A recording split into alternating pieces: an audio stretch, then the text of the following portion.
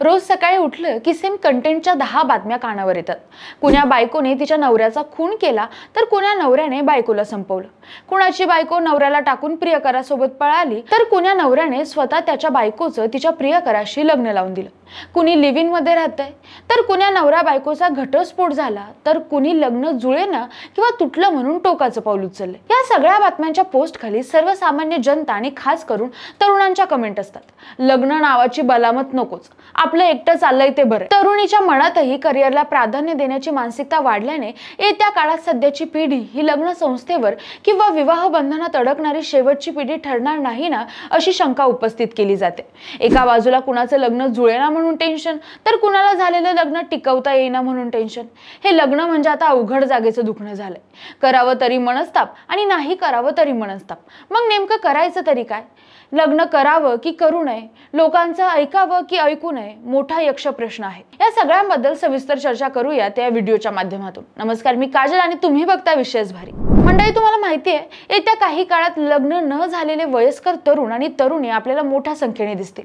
म्हातारं झाल्यावर कुणी पाण्याचा तांब्या देतो का, कुणी आधाराची काठी देतो का असं म्हणायलाही त्यांच्या आजूबाजूला कुणी दिसणार नाही, अशी परिस्थिती भारतात निर्माण होत आहे। जपानमध्ये ऑलरेडी तिथल्या तरुण तरुणींनी लग्न संस्थेवर बहिष्कार टाकल्याची परिस्थिती आहे। परिणामी तिथं बाळ जन्माला येण्याचं प्रमाणही घटले। जपानच्या शहरात गावागावात म्हाताऱ्या लोकांची संख्या वाढली आहे। तरुणाई लग्नाला नकार देते, त्यांनी करिअर मध्ये स्वतःला गुंतवून घेतले। पोरांनो, लग्न करा याच्या जागृतीसाठी सध्या जपान सरकार वेगवेगळ्या स्कीमा तिथे राबवते। विशेष म्हणजे जपानमध्ये किमान करिअर मध्ये मन रमवण्यासाठी संधी तरी उपलब्ध आहेत। पण आपल्यात काय, बेरोजगारीचा रेट गगनाला भिडलाय, नोकरी पण नाही आणि लग्नाला पोरगी पण नाही। या सगळ्या अराजक माजलेल्या परिसरात लग्न हा प्रकारच आता अनेकांना नको वाटतो। एकट्यानेच अख्खं आयुष्य काढायची वेळ पोरांच्यावर येईल असं अनेकांना वाटतं। एका बाजूला नवरे बायकांच्या स्वातंत्र्यावर आणत असलेली गदा, दुसऱ्या बाजूला आरपारची लढाई लढण्यासाठी तयार असलेल्या महिला किंवा मुली यांचा समन्वय कसा साधायचा? त्याने पोटगी दिली नाही म्हणून किंवा तो माझ्याशी असं वागला किंवा वागली म्हणून मी कशी त्याची किंवा तिची वाट लावणार आहे बघा, अशी धारणा वाढीस लागली। त्यात पुन्हा फॅमिली मॅटर, सासू सुनेची, सासरा सुनेची, नणंद जावेची भांडणे आहेतच। घरात कुणी बायकाचं स्वातंत्र्य हिरावून घेतलं किंवा तिला योग्य तो मान मिळाला नाही तर आक्रमक होण्याचं प्रमाणही वाढलंय। याचा अर्थ प्रत्येकाला आता त्याच्या जगण्यात स्वातंत्र्य हवंय। अगदी वागण्या बोलण्यापासून निर्णय घेण्यापर्यंत प्रत्येकाला मनाप्रमाणे वागायचे, ज्यामुळे लग्न संस्था धोक्यात आलेली आहे। परिणामी भविष्यात लग्न संस्था संपू शकते का, याबद्दल जाणकारांना काय वाटतं समजून घेऊयात। यात पहिला मुद्दा येतो तो म्हणजे प्रत्येकाला हवं असणारं आर्थिक स्वातंत्र्य। आज जर आपण बघितलं तर आपल्या आजूबाजूला मुली मुलांच्या खांद्याला खांदा लावून काम करतात। मोठमोठ्या पदावर आज मुली खूप सुंदर काम करत आहेत। जितकं मुलं कमावतात तितकं किंवा त्याहून थोडं कमी अधिक मुलीही कमावतात, जे पूर्वी नव्हतं। पूर्वीच्या काळी बायकांना एकतर बोलण्याची मुभा नव्हती, त्यांनाही त्यांचं एक मत असू शकतं याचा विचार केला जात नव्हता, तिचा स्वाभिमान जपला जात नव्हता, त्यामुळे तिच्या मनात काय चाललंय याचा थांगपत्ताही तिच्या जोडीदाराला लागत नव्हता।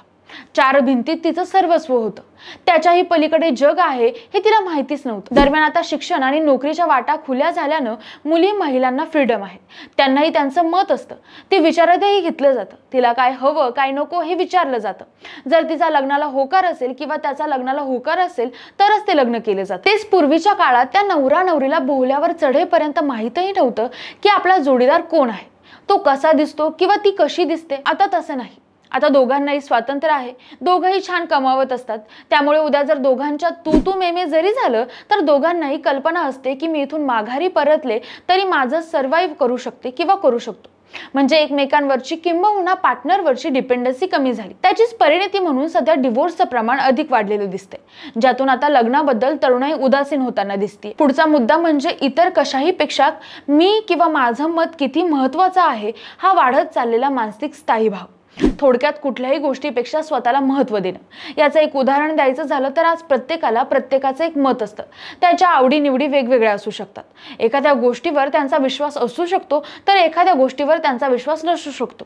जसं की लग्नानंतर बऱ्याच रूढी परंपरा असतात ज्या सांभाळाव्या लागतात, मात्र काहींचा त्यावर विश्वास नसल्याने मी यांच्यासाठी स्वतःला का बदलू ही भावना त्यांच्या मतात येऊ शकतात। त्यातून एकत्र कुटुंब पद्धतीत होणारी मनाची कुचंबणा, पाळावे लागणारे आदेश यामुळे सध्या मुली मुलींची घुसमट वाढीस लागते। त्यांना एकतर त्यांच्या नवऱ्यासह स्वतःचा विभक्त संसार हवा असतो किंवा मग एकांत। त्यामुळेही अनेकांची लग्नावरची वासना उडून चालली। दुसरा म्हणजे खाण्यापासून कपडे घालण्याच्या चॉईस बदलल्यामुळे घरात क्लॅशेस ठरलेले असतात। तू असंच राहायचं, हेच कपडे घालायचे, अशी कोणी कुणाची स्पेस खाल्ली की मग घोळ होतो। त्यामुळे माझ्यातली मी किंवा माझ्यातला मी संपून जाऊ नये या भीतीनं पोरपोरी लग्नापासून फारकत घेत आहेत। त्यानंतर आता पुढचा मुद्दा म्हणजे कपल्सना भविष्यात येणाऱ्या कोर्ट कचेऱ्या किंवा आणखी काही कायदेशीर अडचणी टाळायच्या आहेत। याचं एक उत्तम उदाहरण म्हणजे live in relationship. Live in मध्ये राहिल्याने पहिलं तर लग्नाचा विषयच राहत नाही, म्हणजे जे लग्नानंतर होणार आहे त्या सगळ्या गरजा लिव्ह इन मध्ये पूर्ण होत असतात। मग लग्न कशाला करायचं असा एक दृष्टिकोन असू शकतो। दुसरी गोष्ट, केलंच लग्न तर भविष्यात येणारी रिस्क कोण घेणार असा एक प्रश्न त्यांच्या मनात घोंगावू शकतो। म्हणजे बघा ना, सध्या तुम्ही काही बातम्या बघता, त्यात अनैतिक संबंधांच्या बातम्या जास्त असतात। म्हणजे अमुक एकाने त्याच्या गर्लफ्रेंडसाठी बायकोला संपवलं किंवा अमुक एकीने तिच्या बॉयफ्रेंडसाठी नवऱ्याच्या डोक्यात दगड घालून संपवलं। हे असं काही पुढे घडू नये याची भीती या आत्ताच्या पिढीच्या लोकांच्या मनात बसली। जर तसं झालं तर भविष्यात त्यामुळे येणाऱ्या कायदेशीर अडचणी लग्न न करता टाळल्या जाऊ शकतात असा एक विचार त्यांच्या मनात असतो। त्याशिवाय बऱ्याचदा काय होतं ना, खास करून अरेंज मॅरेजेस मध्ये तो मुलगा आणि ती मुलगी एकमेकांना ओळखत नसतात। लग्नाआधी एका कांदे पोह्यांच्या कार्यक्रमात मुलाला मुलगी पसंत आहे का किंवा मुलीला मुलगा पसंत आहे का असं विचारलं जातं। त्यात जर दोघांनाही दोघे पसंत असतील तर गोष्ट पुढे जाते। मधल्या काळात 2-4 वेळा कुठेतरी बाहेर भेटणं होतं, फिरायला जाणं होतं, पण यात ते एकमेकांना पुरेसे ओळखतीलच असं नाही, कारण काही तासांसाठी तुम्ही तेव्हा एकत्र असतात, पण लग्नानंतर 24 तास तुम्ही एकत्र राहता। यावेळी एकमेकांच्या सवयी माहीत पडतात। यात जर काही खटकलं तर त्याचे बऱ्याचदा मोठे भाऊ केले जातात।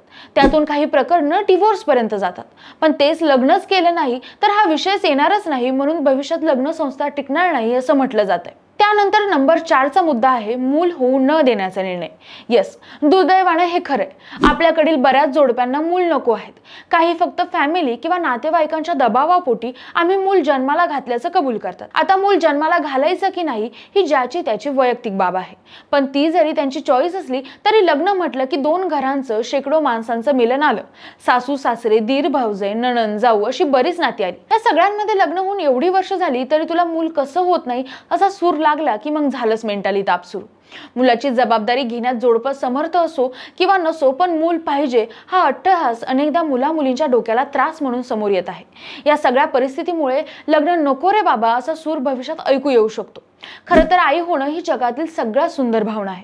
पोटात एक छोटं हस्त जग वाढतंय, याहून जास्त आनंदाची गोष्ट कोणतीच नाही। त्याच्या पुढे जाऊन आई होणं सोपं नाही, पण त्यासारखा आनंदही नाही।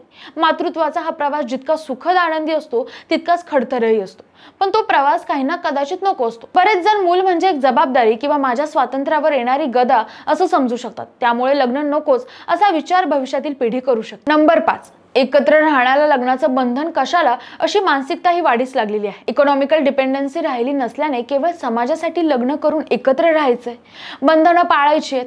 त्यापेक्षा लिव्ह इन मध्ये जोवर एकमेकांशी पटते तोवर सोबत राहिलेलं काय वाईट आहे असं सध्याची तरुण पिढी म्हणते। त्यात सिनेमा, खेळ, राजकारण या क्षेत्रात यश प्राप्त केलेले तरुणाईचे तथाकथित आयडॉल्स कसं फ्रीडमने जगतात, लग्न न करून कसे सुखी आहेत हे तरुणाईला सोशल मीडियाद्वारे चांगलं कळतंय। परिणामी हेच खरं आयुष्य आहे, कशाला हसत्या खेळत्या लाईफ मध्ये लग्नाचं झिंगाट मागे लावून घ्या अशी अनेकांची मतं तयार झालेली आहेत। मंडळी, एक काळ होता जेव्हा लग्नाशिवाय एका मुलाला आणि एका मुलीला एका छताखाली राहताही येत नव्हतं। अहो, एकत्र राहणं तर सोडा, साधं बाहेर कुठं मुलगा मुलगी बोलतानाही दिसले तरी लोक चर्चा करायचे।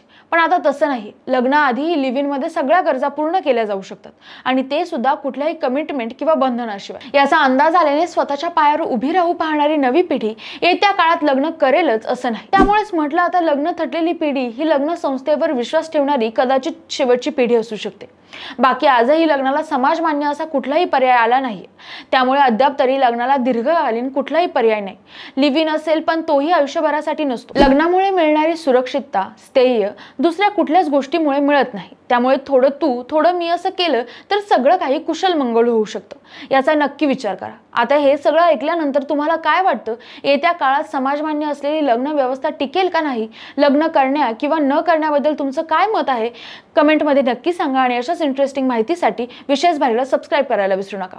व्हिडिओ आवडला असेल तर लाईक आणि शेअर करा। सोबतच जर हा व्हिडिओ तुम्ही फेसबुकवर बघत असाल तर आपल्या विशेष भारी FB या फेसबुक पेजला नक्की फॉलो करा। धन्यवाद।